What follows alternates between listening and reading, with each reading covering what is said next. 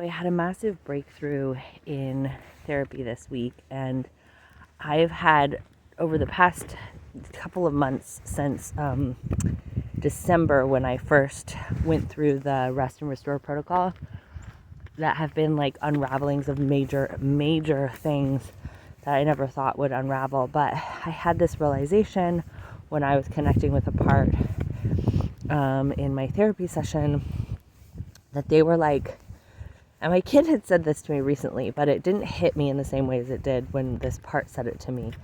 Like, in childhood, had I been perceived to be a boy, then all of the like dangerous behaviors that made it so that I was, in danger with the church and with my family and community, those would have actually been celebrated behaviors had I been perceived as a boy.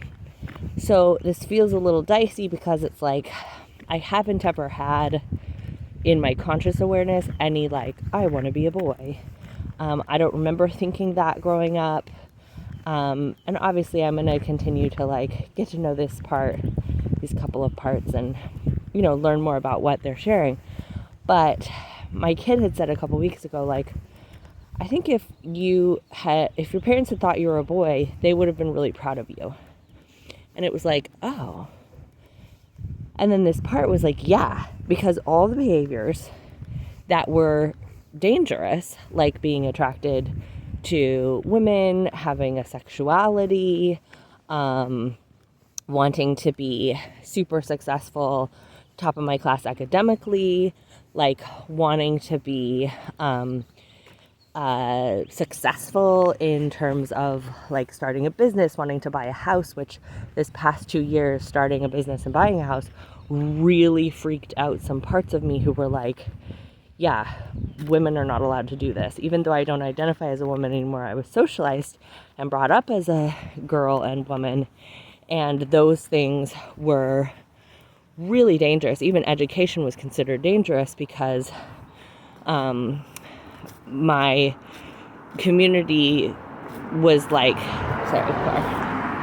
my community was such that they conveyed when women get higher education, they become intimidating to men and men don't want to marry them.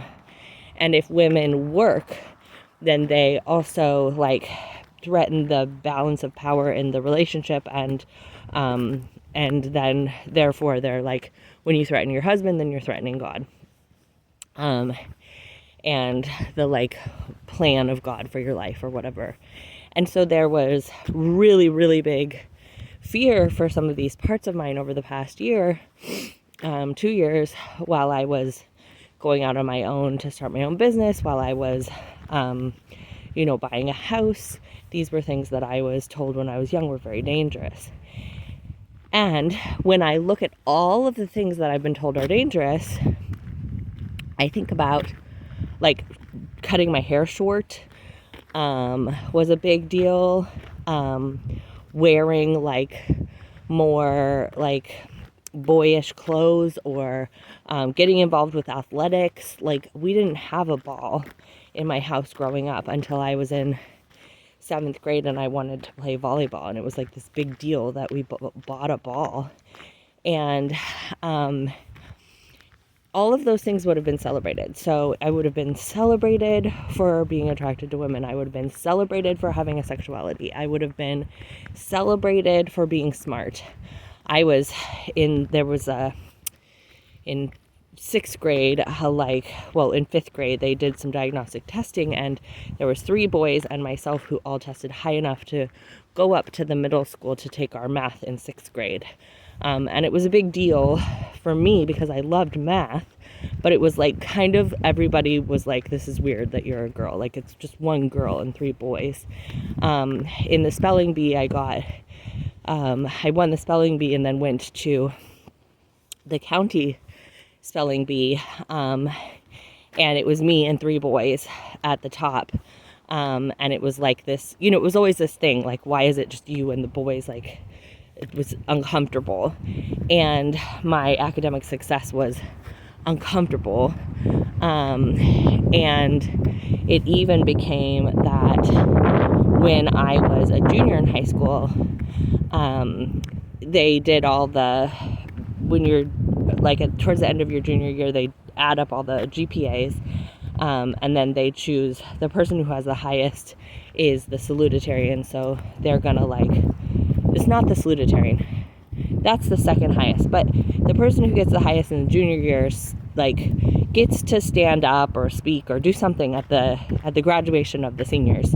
And so I was chosen for that. And then these 3 boys that I had been with since 4th grade, competing against academically, they all got together and figured out the statistics, the math of GPAs, and how to rig it so that they could, at least one of them, beat me the next year for valedictorian, because they did not want a girl to be valedictorian. And so they teamed up and they worked together, and they figured out how the math of it worked so that they could take a free period instead of taking an academic class, which would imbalance the GPAs somehow. I still don't understand the math of it. So that their GPAs would be higher than me. And I caught wind of this, and of course went to the principal and exposed that they were doing this, and I got to be valedictorian. But there again, I wouldn't have experienced any of that if I was perceived as a boy. I would have just been celebrated and encouraged and cheered on as smart and doing great. And when I went to college, it was kind of you're just going for your MRS degree, which is to get married, to find a husband. I remember I wanted to take a hard math class. I was in honors astronomy, and I was really excited about physics. And so I was going to do a next level physics class, and my sister's boyfriend was you don't need to take math. Don't worry about that. Just too hard. So I experienced a lot of discouragement around all of these kind of things. And even as I was starting my own business, people were that's risky. You should stay at the school job. It's good.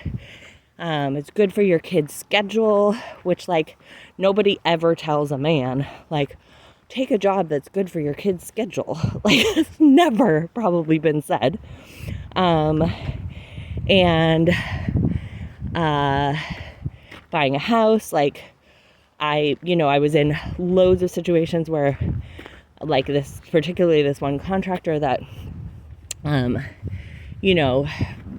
took the job and then took the 40 grand and then didn't do the work.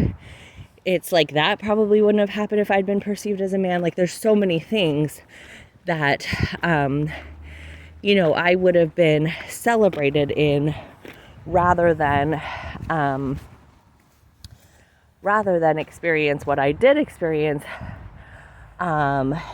if I was perceived as a boy. And that's not to say that I want to be a boy. It's just a really helpful thing for my parts to recognize, because then they can be yeah, that doesn't make sense, that I should have intense shame and be punished for decades of my life because of this one chromosomal difference that doesn't actually make sense with my worldview, which is that all creatures are inherently worthy, and it doesn't line up with my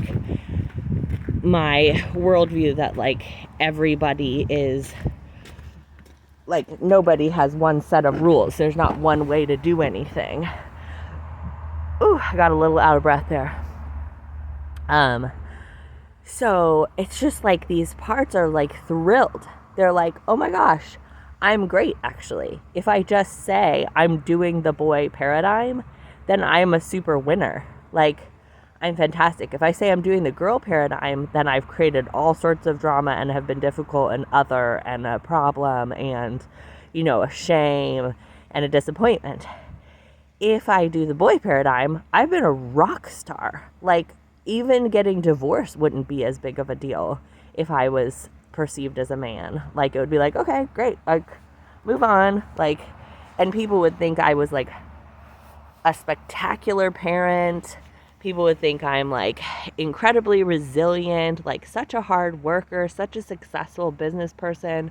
People wouldn't be concerned about me making money. Like, I'd be a rock star my whole way through, like from little on. People would have been so excited about my academic success. People would have been so excited about me playing sports. People would have been so excited for me to like ask a girl out. People would have just like been so excited about my math. People would have encouraged me to get a short haircut. People would have loved that I wear a hat. You know, it would have been just like awesome.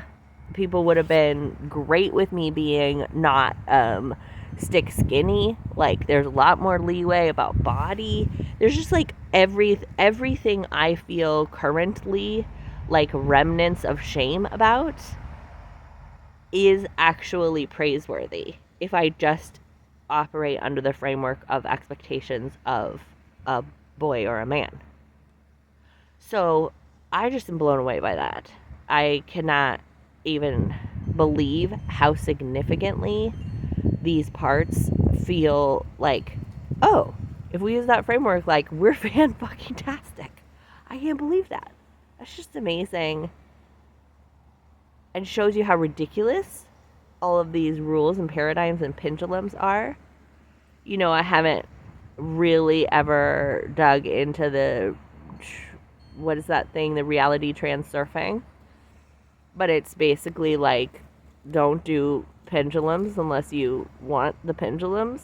And it's like, oh my gosh, I was doing the pendulum of the expectations of a girl, and it was causing me so much distress. And if I just do a different pendulum, if I just say, well, I'm doing expectations of a man, then I'm a fucking rock star the whole way through. I can't believe it. Cannot believe it. Oy. Yeah.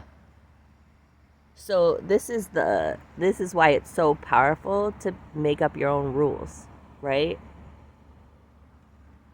If the rule is, like, define winner for yourself. And that's what I was saying the other day, like, if you just believe it's just about this one lifetime and about material success, like, there's going to be a lot, and like relationship success, there's going to be a lot of pain and heartache. But if you redefine it as like a bigger than this lifetime, then everything becomes a lot lower key. And I think that's one of the most powerful things we can do as humans, is redefine. Choose a different pendulum. Like, choose a different set of rules for your life. Choose a different definition for what winning means. Like, choose a different definition for what should happen. And that's one of the things I love about Byron Katie's work. It's like, if I say, like, a woman should not own a home, okay, on her own. A single woman should not own a home. Okay, and then if I say, turn around, the opposite of that, a single woman should own a home. Like, it just changes the whole thing. It's like, that's just as reasonable as the other. You start to see how silly everything is. You know, it's like, I should have a paved driveway. This is something I have felt worry about, right? It's just a gravel. And it, like, you can't plow it, and it's a mess when it rains. Okay, what if I just turn that around to, I should have a gravel driveway? Fantastic. I have one. I won. You know, you see how silly it is. Or like, my basement should be dry is one that has given me distress for 2 years. And then I had a moment the other day of being like, my basement should be wet, because there is very wet here. Like, when I take my walk, there are patches of just so much water, like lakes, rivers. And it's like, yeah, my basement should be wet. It's a 100-year-old garage that was not built for anything else but probably to store supplies and tractors and stuff. And it should be wet. I didn't waterproof it. It's 100 years old. Nothing's been done to it. It should be wet. And then someone said to me the other day, well, you just have an in-ground pool. I was like, oh my God, I have an in-ground pool. How cool is that? It's like when I was feeling like I'm bad because I bought a house that I asked it to have a wet basement. They told me it was dry, and then it's not, and I shoulda, woulda, coulda checked better, and I shoulda known. It's like, no, I have a wet basement. That's not a hazardous situation. If I wanted to put, $1 million oil paintings on the ground down there or something, then maybe, but I don't have anything valuable down there. What's the problem with it being wet? Such a relief. I feel like what I actually came on to talk here about was not what I just talked about. I'm trying to remember. I think it was this post that I saw that Mark Pontius shared about how Christianity is like a narcissistic person, and that we can have like a narcissistic abuse relationship with religion, and that really rung true. And then I was listening to podcasts about that. Oh, yeah. And then I was thinking about, because they were talking about how 75% of why, like, your attachment to a narcissistic person or to the narcissistic thing of religion is chemical, and that it's in your physiology and your nervous system. And they were talking about how if you want to try to, heal from that and reclaim yourself and separate from that it's just impossible to do without nervous system work. And I was thinking, like, yes, I'm so thrilled that everybody's talking about this, because I tried everything so hard for so long, and it's like it's stored in my body. I can't think it. I can't read my way out. I can't even journal my way out. And that's why I'm so grateful for Unite and the SSP and the RRP, and to be able to share that with people, because it's like, we can't do this just by thinking, or trying. It's embedded in our unconscious, and being able to have a tool that supports us with that is so incredible, that can like realign us with safety. So anyways, I'll put that podcast that I was listening to in the description. I love you.